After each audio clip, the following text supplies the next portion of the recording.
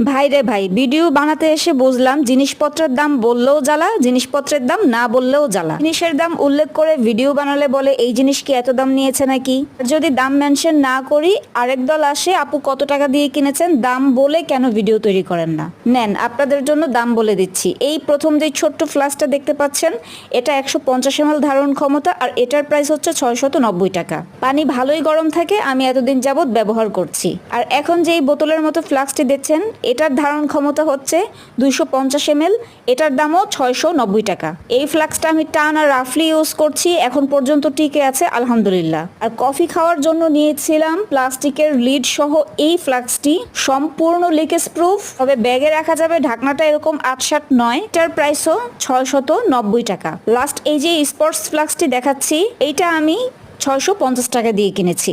জায়গা ভেদে দাম বেশি কম হতে পারে, এটাই স্বাভাবিক। ওকে।